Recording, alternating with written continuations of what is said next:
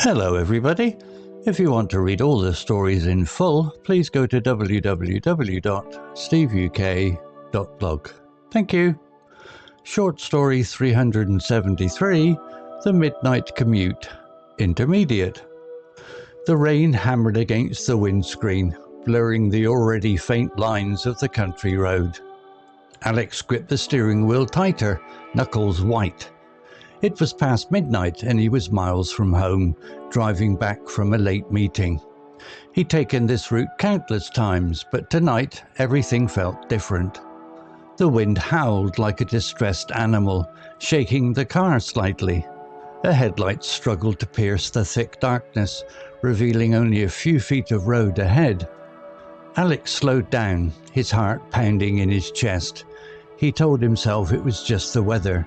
Just tiredness, but a nagging feeling of unease settled in his stomach. Suddenly, the car's headlights illuminated something in the middle of the road. Alex slammed on the brakes, the car skidding slightly on the wet surface. He squinted through the rain-streaked windscreen. It looked like a figure. As he got closer, he could make out a woman standing in the middle of the road, her back to him. She was wearing a long, dark coat and her head was bowed. Alex cautiously rolled down his window. "Excuse me," he shouted over the wind and rain. "Are you all right?" The woman didn't move. Alex tried again, louder this time. Still no response. A shiver ran down his spine. Something was definitely wrong. He put the car in park and cautiously opened the door. The wind and rain hit him like a physical force. He pulled his coat tighter around him and stepped onto the road. "Hello?" he called out, his voice trembling slightly. He took a few steps closer to the woman. As he did, she slowly turned her head. Alex gasped. Her face was pale, almost ghostly white, and her eyes were wide and vacant. She didn't seem to see him. Her expression was utterly blank. He took a step back, his heart racing. He wanted to get back in his car to drive away as fast as he could, but something held him back. He felt a strange sense of responsibility. "Can I help you?" he asked, his voice barely a whisper. The woman didn't answer. She simply stared at him with those empty eyes. Then she slowly raised her arm and pointed a long, thin finger towards the woods that lined the side of the road. Alex followed her gaze. The woods were dark and impenetrable, the trees swaying wildly in the wind. He couldn't see anything. He turned back to the woman, but she was gone. He blinked, trying to clear his vision. The rain was still falling heavily, but the road was empty. There was no sign of her. Alex felt a cold dread wash over him. He scrambled back into his car, locked the doors and started the engine. He put the car in gear and sped away, not daring to look back. He didn't stop until he reached the brightly lit service station on the outskirts of the next town. He pulled into the car park, his hands still shaking. He sat there for a few minutes, trying to calm down. He couldn't explain what he had seen. He tried to convince himself that it was just a trick of the light, a figment of his imagination, brought on by tiredness and the terrible weather. But deep down, he knew he had seen something unsettling. He bought a cup of hot coffee and sat in the brightly lit cafe, trying to shake off the feeling of dread. As he sipped his coffee, he noticed a newspaper on the counter. The headline read, "Local woman missing." Below the headline was a photograph. It was the woman from the road. The article stated that she had been missing for 3 days. Her car had been found abandoned near the woods. Alex felt a chill run down his spine. He put down his coffee and stared at the photograph, his mind reeling. He knew then that he hadn't imagined it. He had seen her. But where had she gone? And why had she pointed to the woods?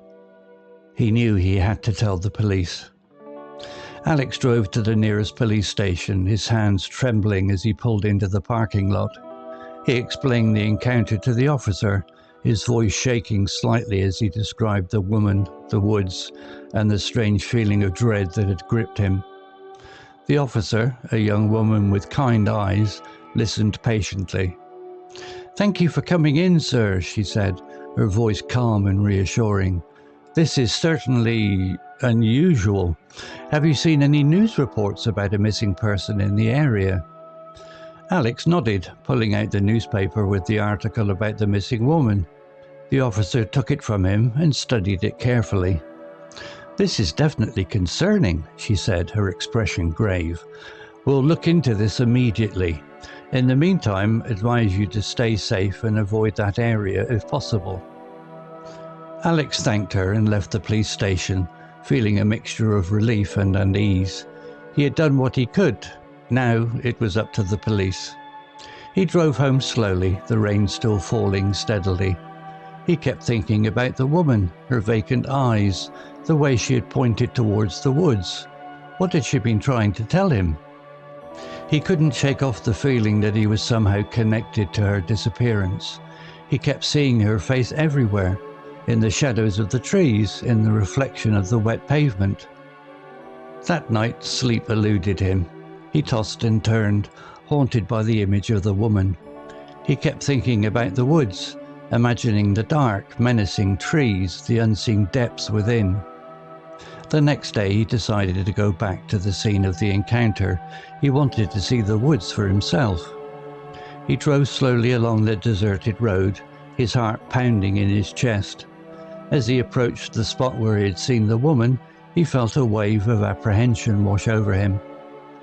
He parked his car and cautiously stepped out. The woods loomed before him, dark and imposing. He hesitated, his instincts screaming at him to turn back. But a strange sense of curiosity, mixed with a lingering guilt, compelled him to go further. He ventured into the woods, the branches scratching at his face, the air thick with the smell of damp earth and decaying leaves. The deeper he went, the more uneasy he felt. The silence was deafening, broken only by the occasional drip of rain from the leaves. He walked for what seemed like hours, but he couldn't shake the feeling that he was being watched. He kept glancing over his shoulder, expecting to see something lurking in the shadows. Finally, he reached a small clearing. In the center of the clearing there was a small, moss-covered well. The water in the well was dark and murky, reflecting the gloomy sky above. As he stared into the well, a chilling thought struck him. What if the woman had been trying to warn him about the well? What if she had fallen in? He knelt down and peered into the depths of the well. He could see nothing but the murky water. He reached into his pocket and pulled out his phone. He shone the flashlight into the well, but the beam of light was swallowed by the darkness. Suddenly, he heard a sound, a faint splash. He froze, his heart pounding. He shone the flashlight into the well again, but there was nothing. He stood up, his legs trembling. He felt a cold dread creeping over him. He had to get out of there. He turned and ran, not stopping until he reached his car. He jumped in, slammed the door shut, and sped away from the woods, his heart racing. He didn't look back. He knew he had to tell the police about the well. He had to tell them everything. Alex returned to the police station, his clothes muddy and his face pale. He recounted his discovery of the well and the unsettling splash he'd heard. The officers immediately organized a search team. The woods were cordoned off, and a specialist team was brought in to examine the well. The next few hours were agonizing for Alex. He paced his apartment, unable to shake the image of the dark well and the missing woman. He felt a heavy weight of responsibility, as if he were somehow involved in her disappearance. Late that evening, the police contacted him. They had found something in the well. It was the woman. The news hit Alex like a physical blow. He felt a wave of sadness and relief wash over him. At least she had been found, but the circumstances of her death remained a mystery. The police investigation that followed revealed a tragic accident. The woman, disoriented and lost in the storm, had wandered into the woods and accidentally fallen into the well. The remote location and the dense foliage had made it difficult to find her, even with previous searches. The news brought a sense of closure to the small town and to Alex. Although the experience had been terrifying, he found solace in the fact that he had played a part in finding her. He had listened to his instincts, followed the clues, and ultimately helped bring her home.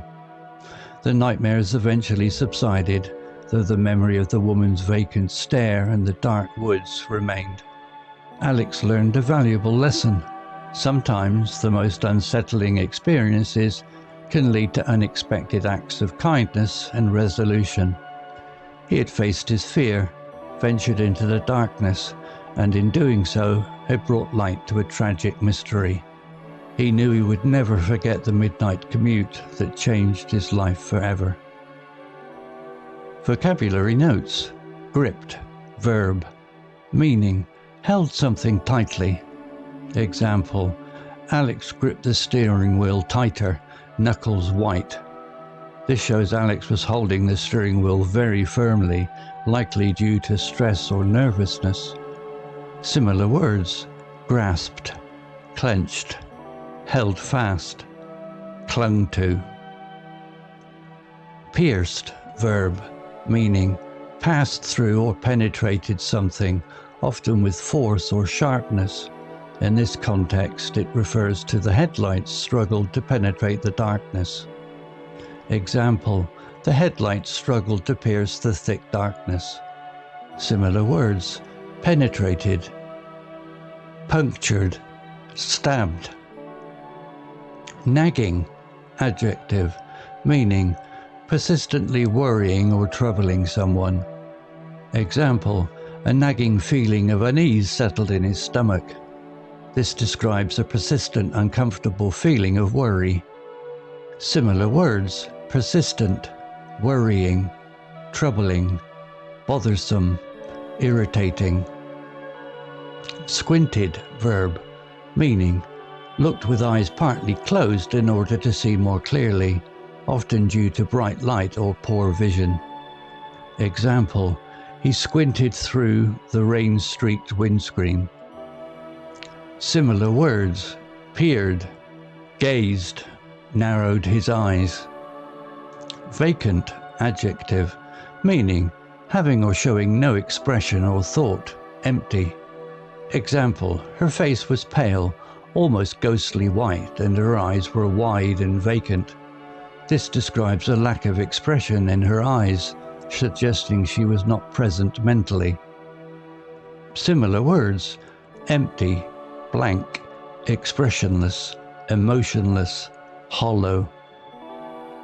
Scrambled, verb, meaning moved quickly and with difficulty, often using hands and feet. In this context, it implies a hurried and somewhat panicked movement.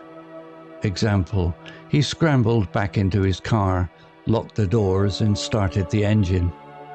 Similar words, clambered, climbed hurriedly, struggled, rushed.